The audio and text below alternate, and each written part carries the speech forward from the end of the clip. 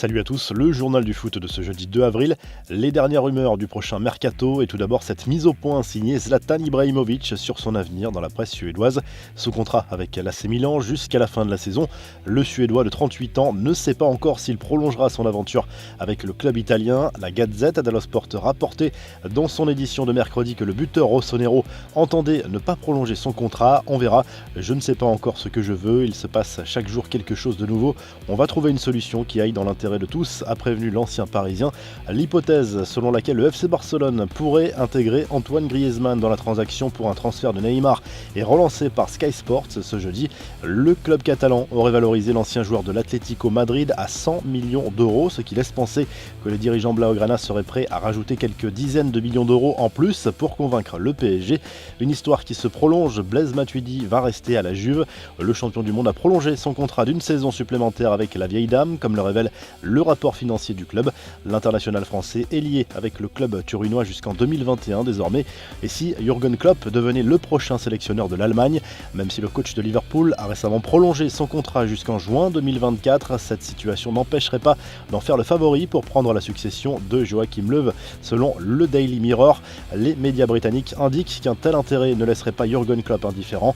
Reste à savoir si ce changement potentiel interviendrait après l'Euro en 2021 ou l'année suivante après le Mondial 2022. Courtisé par de nombreux clubs européens, Jonathan David, l'attaquant canadien de la Gantoise, aurait donné sa préférence au FC Barcelone selon Le Mundo Deportivo. Lyon avait approché le club belge cet hiver pour connaître les modalités d'un éventuel transfert.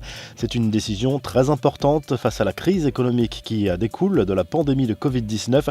L'UEFA a choisi de suspendre l'application du fair play financier concernant les clubs qualifiés pour les Coupes d'Europe de la saison 2020-2021. C'est plutôt une bonne nouvelle pour l'OM qui était dans le collimateur de l'instance du foot européen pour sa gestion financière. Par ailleurs, l'UEFA a annoncé le report jusqu'à nouvel ordre de tous les matchs d'équipe nationale qui étaient prévus en juin. Des compétitions internationales de jeunes ont même été annulées, priorité aux clubs et aux championnats. Quelques infos en bref, des nouvelles de l'attaquant de la Juve, Paolo Dybala, touché par le Covid-19. Le buteur argentin a donné des nouvelles rassurantes sur son état de santé. Dybala est revenu également sur sa relation supposée froide avec Cristiano Ronaldo et assure s'entendre parfaitement avec le Portugais.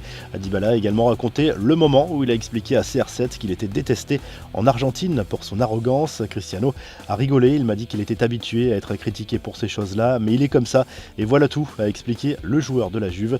La réponse de Valère Germain à Karim Benzema, l'attaquant de l'OM, a remercié le buteur merengue qu'il a défendu récemment sur Instagram lors d'un échange avec Mohamed Eni. C'est plus intéressant d'écouter des critiques quand elles viennent de grands joueurs ou de personnes qui connaissent vraiment le football, a reconnu Valère Germain.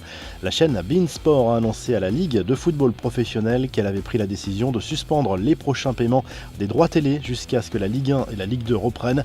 Un nouveau coup dur après le choix similaire de Canal+. Jérôme Boateng, sanctionné par son club pour être sorti sans autorisation pendant le confinement.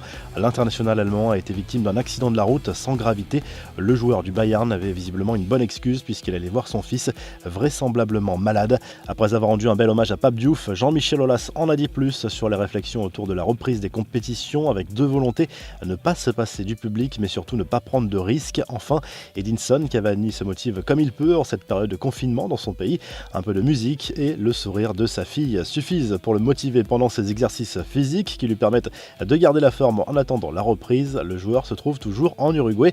La revue de presse direction l'Espagne où le journal AS consacre sa une à l'une des révélations de la saison en Bundesliga. Le latéral du Borussia Dortmund, Achraf Hakimi, a vu sa cote exploser cette saison. Prêté par le Real Madrid, il intéresse entre autres le PSG, Chelsea et la Juve. De son côté, le Mundo Deportivo assure que le Barça veut recruter à la fois Neymar et Lautaro Martinez cet été. Pas question de trancher selon le quotidien catalan qui affirme que le club blaugrana a de la ressource malgré l'incertitude économique du moment. Et en Italie, Tuttosport évoque le calendrier potentiel pour la fin de saison après la réunion de l'UEFA mercredi. Les championnats dont la Serie A pourraient se terminer au début du mois d'août si nécessaire en fonction de l'évolution de la situation dans chaque pays. Vous retrouvez l'actu foot sur topmercato.com, l'appli Top Mercato et à très vite pour un nouveau journal du foot.